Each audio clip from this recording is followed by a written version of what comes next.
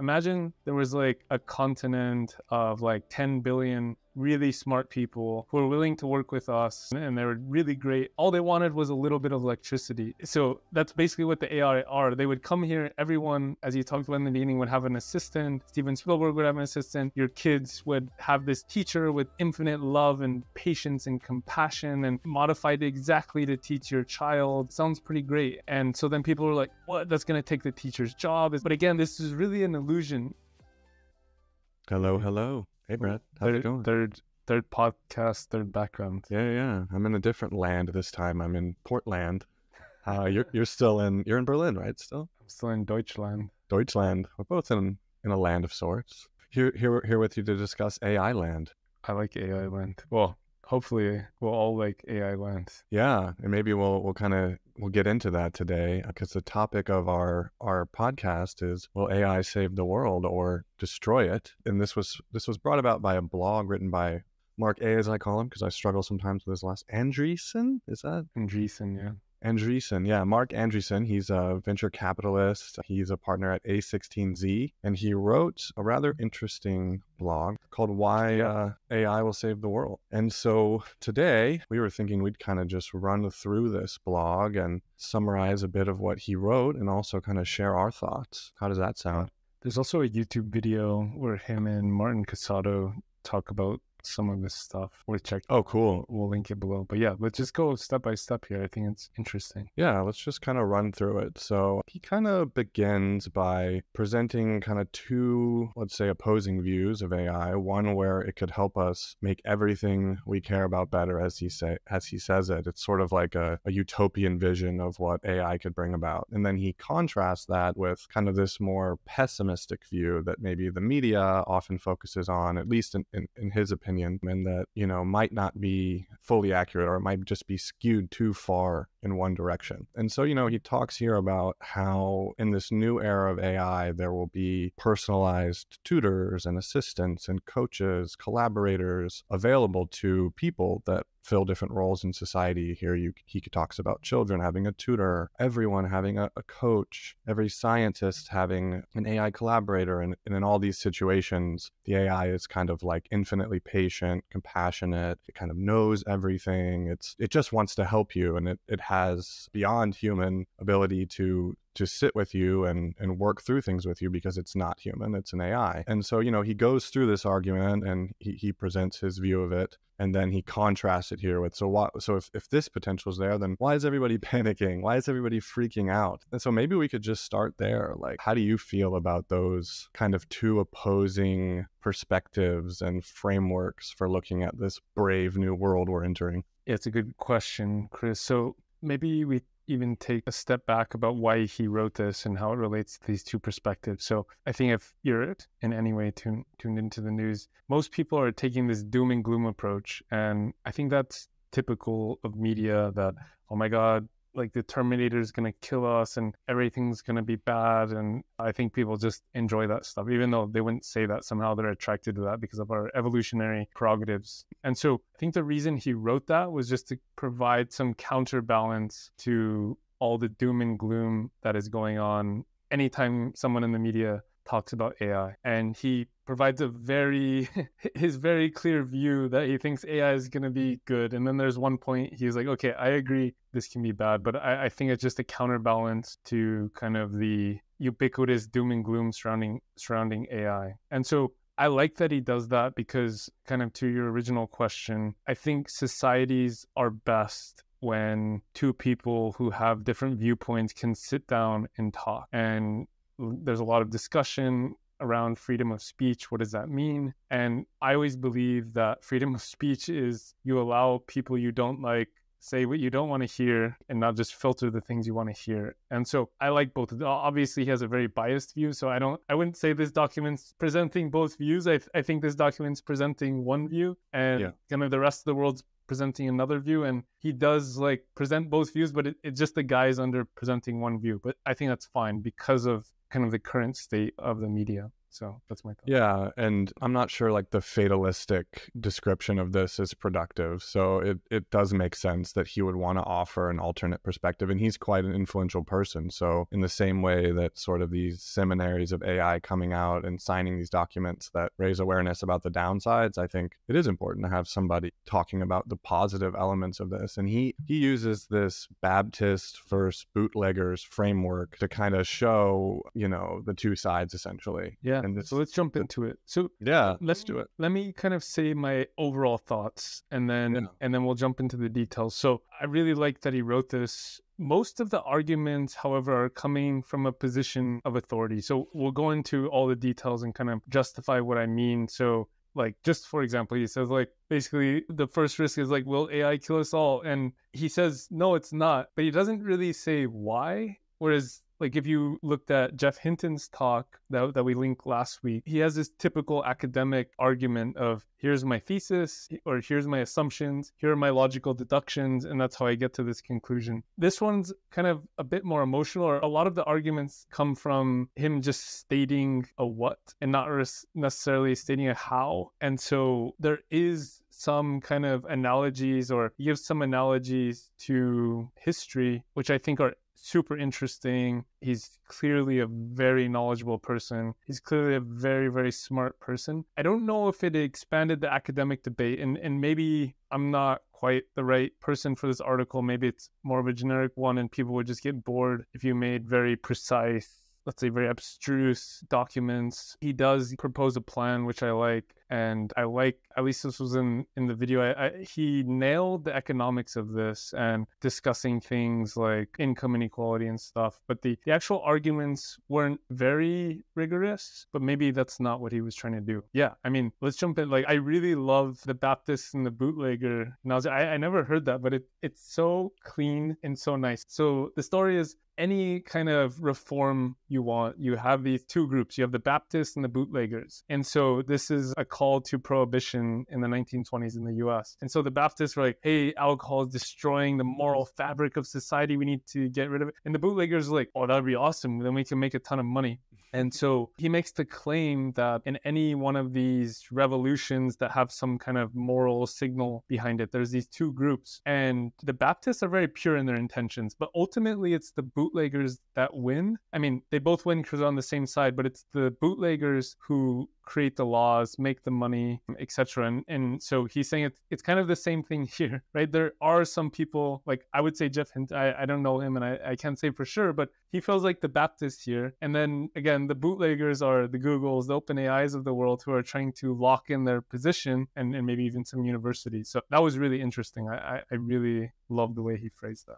Yeah, I also really liked this analogy, and I hadn't heard it before myself. My question was, is Marc a bootlegger? As a venture capitalist who's like heavily invested in it, would he be considered maybe a bootlegger? I don't think so. I think he's investing, let's say, from seed to Series A, Series B, growth funds. And so he wants his startups to succeed. So he doesn't want the bootleggers to win. And maybe the bootleggers aren't the best analogy, because when I think of a bootlegger, it seems like a startup, but it's, let's say, some big corporation. So I actually think is aligned with making sure the bootleggers aren't the winners, which in this case are Googles and Right.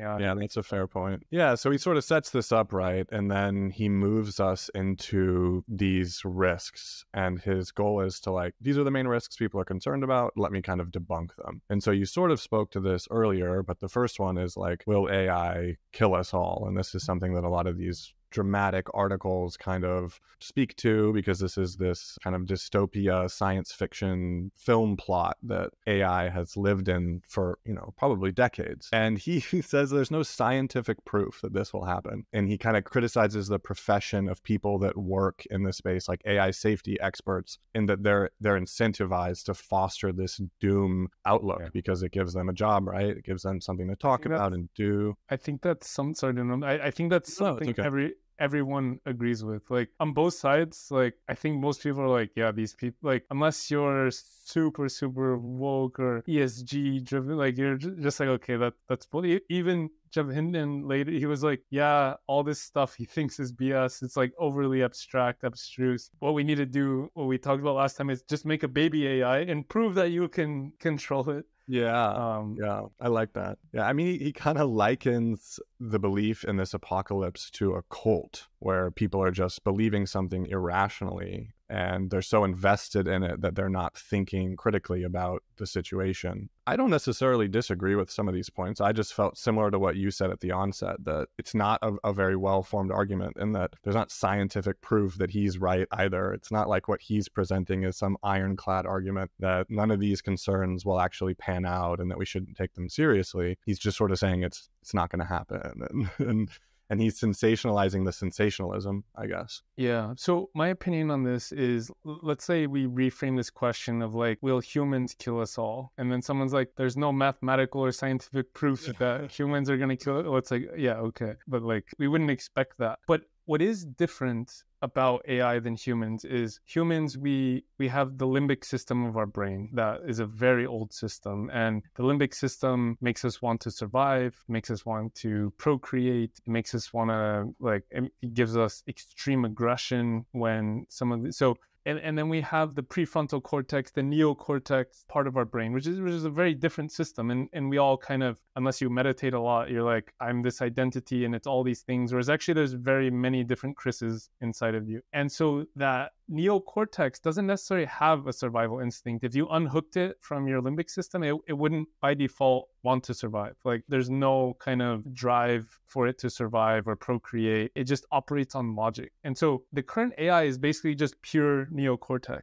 And so then the question is if humans wouldn't like go to war and shoot nuclear bombs and kill each other without the limbic system, then when would they? Which is akin to saying, when would AI kill us? So it's not like, will AI kill us all? It's like, under what circumstances could AI kill us all? Because I don't think he's arguing that AI wouldn't be able to, right? Like, just imagine if it hacked into the White House nuclear codes or figured out how to manipulate some human to make some killer virus. Like, it could do that. Like, unless he's saying, like, AGI is not going to happen, which I don't think he's saying. So I don't think it's the right question, and maybe we're being too nitpicky, but I think a better question is, under what circumstances could AI kill us, and how likely are those circumstances? And so I think the answer to that is in a similar way as if we unhook the limbic system from our brain, when would humans kill? Well, it's if we programmed, and I use program loosely, if we programmed the AI to kill everyone. Because essentially so there's two ways. If we just programmed the AI to kill everyone, then essentially you're re-hooking up the AI to the limbic system, because there's some human with a limbic system who programmed a goal to kill everyone, right? And actually later on, I think it's AI risk 6 or whatever it is, AI risk 5. So he agrees, he says, okay, guys, like if a bad person gets AI, then that can happen. But I think here he's saying, will they kill us all on their own?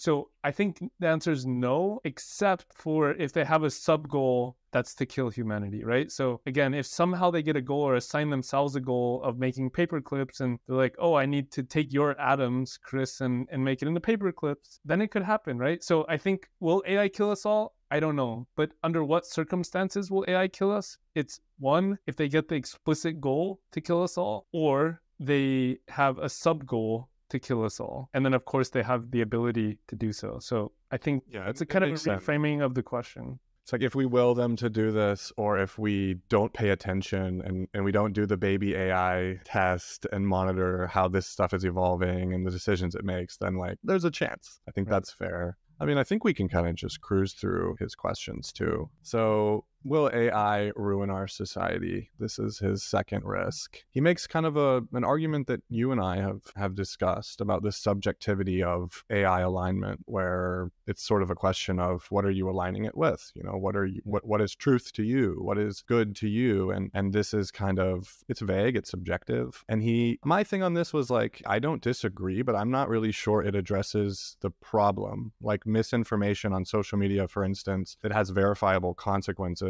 And I think AI generated content it's an inevitability. People will use it nefariously. And the way he talks about it is like, well, we can't let this restrict kind of our freedoms, essentially, like our freedom of speech and our ability for these platforms, these technologies to grow and evolve. But I just feel like the way it panned out for social media is they ultimately made their own discretionary choices about what was permissible on their platforms. So I don't see it necessarily that there's like a historical precedent, at least in modern times, for us to worry about these things becoming, I guess, limiting or oppressive. So I don't know. I guess for me, this one, I just didn't fully get where he wanted to go with it. Because like, while I think it's it will be a problem, I also don't think it's a reason not to move forward. I think it's like, you're just going to have to deal with it, right? Like, we've talked about different ways you could authenticate people's identities, or you could have, good AI from your own perspective that's helping you and defending you. And there's ways to combat it. But I do think it's like totally going to be, when are we going to hear about like, oh, the Russians have been filling Facebook with propaganda content for the last 3 months in the run up to the election or something? I feel these types of things will eventually be more publicly aware. So I just struggled a little bit like with the analogy to social media and everything and where he was trying to go with it. Great. So yeah, makes sense. So I think the question of will AI ruin our society, he talks a lot about free speech and alignment and just discusses some difficulties of free speech. And so I guess, again, I think these are all kind of reframing of a similar question of like, I think a better question is, under what circumstances will AI ruin our society? And again, I like to use analogies of like, imagine we went back a while and we said, will social media ruin our society? Well, it's a very ill-posed question, because like, what does ruin mean and what is our society? So is it humans overall, or is it America? Because different people have, like, let's say we were is it young people in some Muslim country, probably they're like, this is awesome, our country's great. And then let's say you took some super left-wing person from San Francisco with blue hair and went there, like, this is the worst society, like Islam ruined our society. Whereas someone in Islam may say like, the lack of Islam in the Western world is ruining the society because there's like no discipline, like people pretend to be Christian but then they're out drinking and partying. Whereas like, so it's all very subjective. And so I think you have to get a bit more precise about what society is, what ruin is. And so to get more precise, you have to define what society is. And so every country has different kind of moral backdrops, they have different laws, they have different standards of kind of subjective value assessments, what is good, what is bad. And so I think you have to go a bit deeper into that. And so I think a better question is this alignment question. And it's like, under what circumstances will AI not be aligned to some subgroup? And the subgroup could be your family, right? Maybe one family is like, oh, we don't eat unhealthy food, so the AI shouldn't show us any content of like McDonald's or whatever. Whereas maybe another family is like, we shouldn't restrict the freedom of our kids, like McDonald's isn't so bad, it's all about moderation. Like, so you could say like, AI ruined this family because it shows the McDonald's ads, and the other one's like, it ruined the family because it didn't show McDonald's. So it's so subjective about what is society and what is ruin that you have to get very precise. And so I think it ultimately boils down to this alignment question and being able to align to any value system, and even the bad person you think is bad, right? Because, and I think that's why he mentioned this freedom of speech of like, who's here to dictate who should say what and not. And he says there's like obvious stuff like inciting violence and stuff, but outside of that, it's subjective. And so to kind of answer my reframe question, how could AI ruin our society? Well, I think it's really that we can't find a way to align AI to some kind of value system that's created by someone. So it's like, again, like if my value systems, I don't want it to show my kid ads for McDonald's. Well, if it can't align to that, then it's obviously a silly example, but I think that's how it could ruin our society. It comes back to this alignment question. That is a really difficult question. And so whereas the first one, I'm like, okay. The second one, I'm like, oh, this one is very worrisome. So, and very hard. I like how you always approach these types of things with like, how can we reframe this question to make it more relevant or more fair? I would say the most fair question would be, how will AI change society? Because ruin it immediately, it's a negative thing. It's pessimistic. And again, maybe we're being too nitpicky. Like as we discussed at the beginning, he has his reasons for coming at it from this angle. But really, like, it will change society. And so among that, one of the things is that it'll be easier to create misinformation or something like this. And that has consequences, but it's just one thing that will happen among a whole litany of other things. And even in the example of social media, which it's been around for, a core part of our lives for what, 10 plus 15 years, we still don't fully understand how it's impacted us, good good and bad. And there's so many different ways you can look at data. There's different studies and there's different angles you can take on it. And surely there's been harm, but to just say like universally social media ruined our society, I think most people wouldn't agree with that. They'd probably think that sounds a bit polarizing and binary to just say it ruined our society. I mean, social media also keeps me in touch with old high school friends, you know? I mean, it does do that too. So there's just a lot of different ways to look at it, I think. Let's jump to risk number 3. Will AI take all of our jobs? Yeah, so I actually agree with him 100% here. And like I spent a lot of time thinking about economics. Like I wrote a book on this. It's something that's very near and dear to my heart. And I think this one is very crisp, very precise. And I basically agree with it 100%. And so just to kind of, because you can read it, but to provide a interpretation over this, he talks about a few kind of fallacies that happen. The first is this lump of labor fallacy. And so he says, this fallacy is the incorrect notion that there's a fixed amount of labor to be done in the economy at any given time. Neither machines do it or people do it. And if machines do it, there'll be no work for people to do. So this is like literally the most common fallacy I hear when I discuss economics with people. And I always say, well, it's like, if that were true, then we would still be kind of distributing resources that we had in our cave. It would be like, okay, here you get a few scraps of meat and I'm going to live in the cave. People oftentimes have this zero-sum mentality in their head that in order for me or you to gain something, someone has to lose, which it's really just not true. Like it just, if you think about it for 5 seconds, it doesn't make any sense because we would still all be cavemen kind of trading that. Like what people don't understand is you can create something from nothing, and it's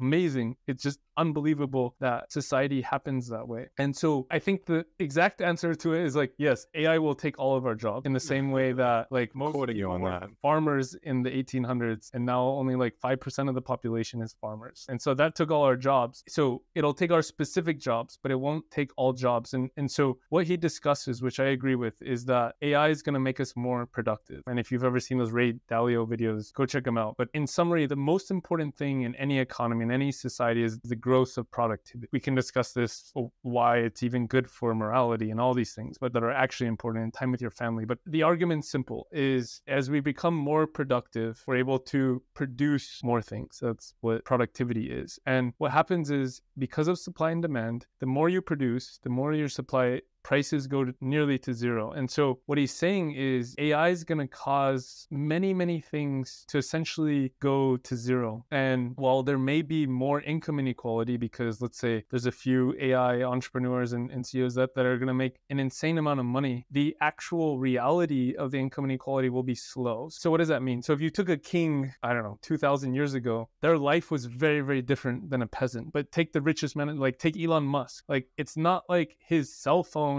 is 100,000 times better than your cell phone. You guys are both using iPhone. It's not like his computer's 100,000 times better than yours. It's not that he has 100,000 more haircuts or the food so technology is actually a very democratizing force in that eventually kind of the richest people and the poorest people will be using very, very similar things. And it'll make it so that most people in the world, even with the low income, can basically afford anything because it's going to drive prices to zero, and human wants and needs are endless. And so even when we have everything, we'll want more. And so there'll always be jobs. And so there's a lot to decouple in there. There's a lot of assumptions to make. But anyways, on this one, I really agree with him. I also tend to agree with this one. And I mean, one thought I had about it was that an early promise of all of this technology was that it would allow people to, and I don't just mean AI, I just mean technology generally, maybe going back to the 70s, was this idea that we could outsource our labor to this technology and it would give us more time for rest and leisure. And I feel like in recent times, people have really moved away from that. Like Americans especially, people are very much like work oriented, and it's a huge part of our identities. And I feel this question, like the real question is like, how will AI change the labor market, right? It's not really like, will it take all of our jobs? It's like, what are the effects going to be? And they're going to be multifaceted and complicated. But I also think it's born out of a fear people have about how the system functions more than it's necessarily a specific fear about this technology, because it opens up all these questions where it's like, well, if I don't have this job I have right now and it's being done by a machine, then what's going to happen to me? And there's nothing there to support me. And people worry about this. And probably because most of us haven't actually lived through something like this in our lifetimes, where we've seen a full transition, this massive potentially, from a bunch of people doing something over here to them all doing maybe something different or something augmented, or, and so that's a lot to mentally kind of ingest and comprehend. But yeah, to what you said, I mean, it's not all doom and gloom. And I think that's the exercise here, right? Let's look at this. Yeah, I agree. And so there's also a few interesting things that are different today than they were before. So if you look historically how technologies were adopted, so I don't know, just take the computer, for example. So computers were huge, they were expensive, they were difficult to use. And so they started with governments, right? So governments needed computers to figure out how to shoot missiles and blow up other government ships. And then they were used by big technology companies, like just massive companies like IBM, Research Institute.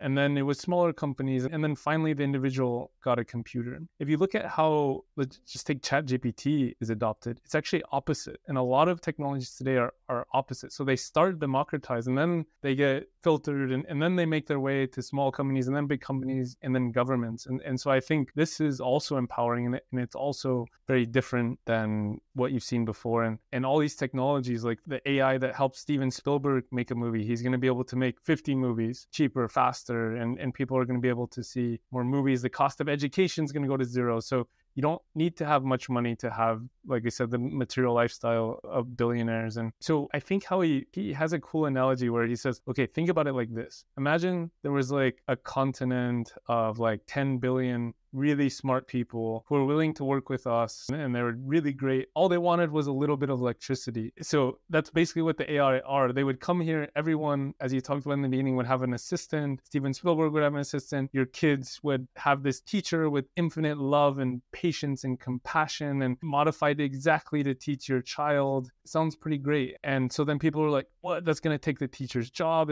But again, this is really an illusion. And maybe watch some YouTube videos or whatever to kind of get around that illusion. And I think a lot of this populist politics always happens when the growth rate of economy slows. Like you get this really intuitive zero. And I have to admit that this kind of zero-sum thing was ingrained into me as a kid. And it took a lot of like studying and rewiring to figure out the truth. And so like in today's economy, when we're growing at like 1%, you feel this kind of populist politics coming out, this zero-sum game. And when growth is fast, it's so clear to see that stuff is coming out of nothing, that you have that. And even as we see a crash in the birth rate, like in Germany here, the replacement rate is less than the death rate. In China, right, their economy is almost in shambles and it's really hard to invest in there. And their biggest worries that just they're not going to have enough people and everything's going to crash. And so much in today's economy is relying on just more people in the future, more productivity in the future. And so I think this is going to be really, really important in kind of replacing people that aren't here. Even in the US, there's more jobs available than people to do the jobs, and unemployment at an all-time low. So anyways, I think that... No, I mean, you're making really great points. I mean, two that stood out to me is one, how unique the adoption of Chat-GPT has been, where you've got 100 million people, and I think it was like 2 months, individual people just using this for their own needs. And this is before I think a lot of big companies have figured out how they're going to use it. So that's super interesting. And then kind of your point about how people think about the jobs. I mean, if you just take one of the examples you spoke to, like teachers, the reality is not like so many kids, at least in America, and I mean, really all over the world, aren't getting a great education because there's a shortage of people that have these skills that are willing to do it. There's a compensation issue. Like there's so many complicated factors that make education challenging. So the idea that something like this could take teachers' jobs, but really it could just, you could look at it another way and say, well, it could give everyone an amazing opportunity to be around a great teacher and to have a great education, you know? So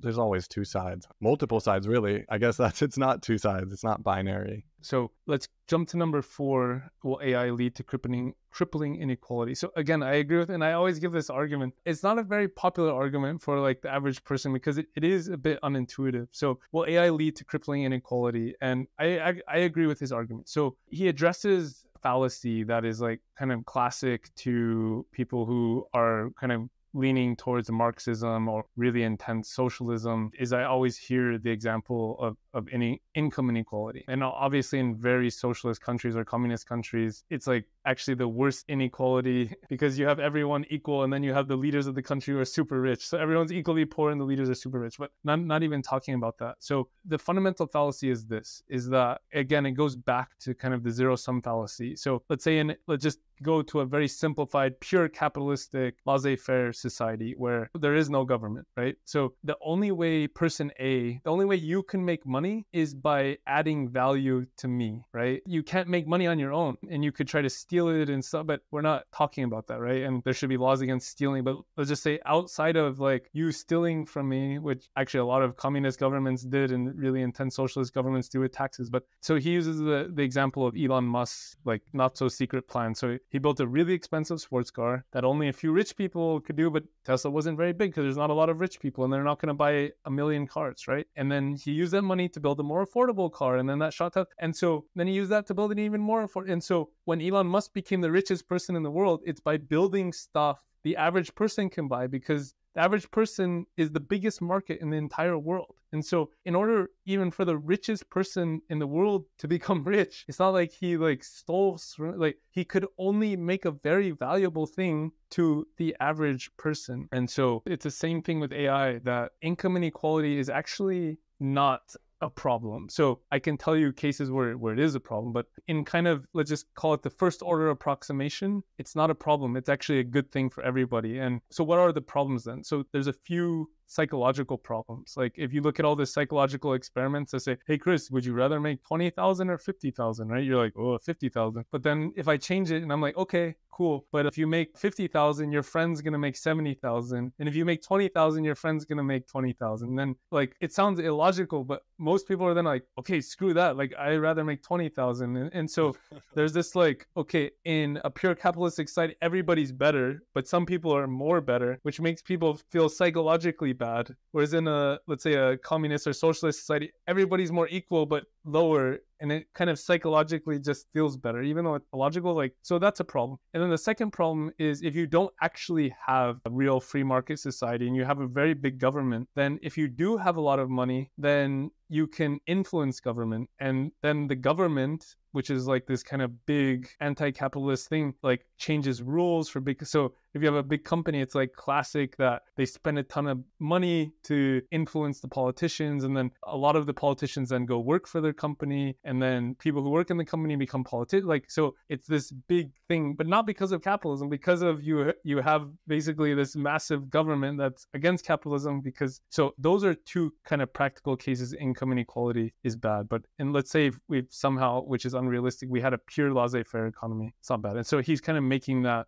argument. And so I agree with it mostly, except for those points that I mentioned. Oh, sorry, one more point. There may be another point actually that he missed, which is maybe even more worrisome. So let's say we get to the point where we could put, let's say we're talking about Elon Musk, his chip in your brain, and there's an AI chip in there. And so now all of a sudden, let's say I have infinite memory. I have, let's say 1,000 times more compute. I have kind of access to all the information on demand. And let's say in the beginning, it's only available for rich people. Well, then what could happen is like a few people put this in their brain and they'll become so good that it'll be this kind of like exponential spin-off. And then you'll kind of have this like bifurcation of society into the Luddites, like the people who don't use technology, and then the people who did. So that could actually be a problem too. So while I agree with his arguments, I think it's missing kind of those three things. Yeah, I don't know. I feel like for me, this is very complicated, and I think it's a human choice in a lot of ways how this pans out. You know, it doesn't seem like a foregone conclusion or some kind of an inevitability that AI will cause crippling inequality. I think it's going to be largely dependent. I mean, because the question makes it sound like it's autonomously just going to come into our society. And I guess for me, it's like, what is crippling inequality? Like we currently have massive inequality. A lot of countries do. Most big, wealthy countries have massive inequality. Is it crippling? At what point is it crippling? So will wealthy people that are investing in this already get wealthier? Yeah, I think so. But if you look at history, like Ray Dalio released a book, if inequality gets past a certain point, people get so angry that they start doing revolutions and stuff. But there's a lot of nuance in there, because oftentimes in those societies, like he talks about the bourgeoisie, like the people are literally starving. So yeah. But anyways, I mean, I think about China on this a lot, like where it's been a period of growth for them for a long time. And so I think people have been fairly tolerant of certain aspects of the government and the society they may not agree with. But the real test will be when the growth slows down or reverses, you know, and then you have to sort of balance what people are getting with what they're sacrificing. But anyway, we can sally forward. Number 5. Will AI lead to bad people doing bad things? So this is the one he actually agrees with, and I think we all agree with it. And I think this is the biggest risk. Even kind of how we frame, will AI kill us all? Well, it's as if you attach it to a limbic system somehow that has nefarious goals, then it will. Or will it ruin our society? Well, if you attach it to nefarious goals, then it will. And then the other one, will AI take our job? So I think a lot of the real risks all boil down to this one. And maybe to kind of just address this and summarize, at least my position is, we need to figure out a way to solve this. And just like we had to solve this with nuclear powers fighting each other, especially in the Cold War, I think the only way to fight it is by investing in it, because he kind of frames China as the bad guy here in the later one. I don't necessarily like to do that, but let's just say you had a really bad, like, okay, we can all agree North Korea, we don't want having like all this stuff. So like if we just stopped researching it, well then probably the bad guys aren't, because they like, we're like, let's stop because we all have morals and we're potentially worried about this. Well, probably someone out there who doesn't have morals is going to be investing in it. And kind of if we were just like, oh, let's not develop nukes because like,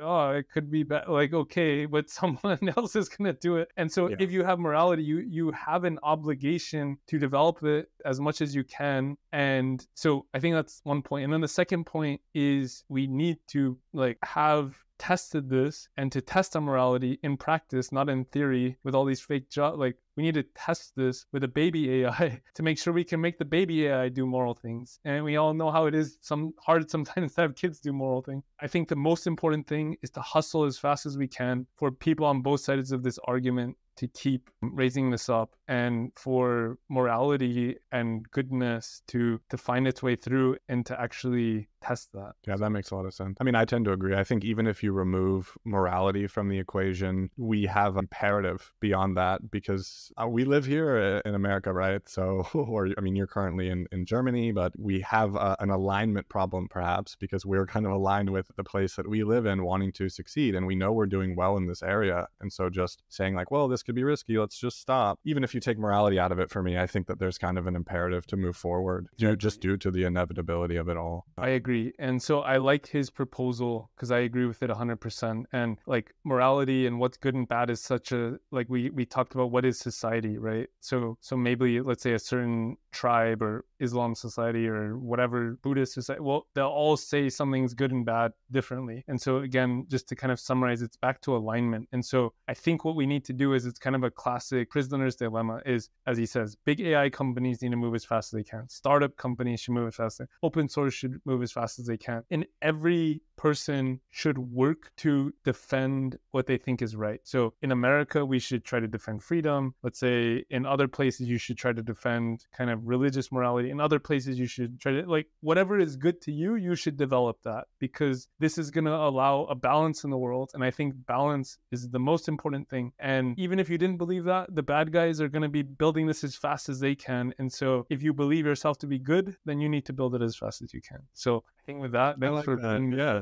Yeah. All right, Brad. Good to see you, man. Any other thoughts? No, I mean, I agree. I agree with what you said. If you think about it that way, where each entity is pursuing its own interests, it sort of brings you full circle back to the beginning of his article, where the world isn't so different. You're just kind of augmented by AI. And yeah, but cool. Awesome. Well, then everybody watching this, let's get back to build some great AI products that reflect your own internal value system. All right. And leave us a comment about what those are. All right. See ya. Bye. Bye.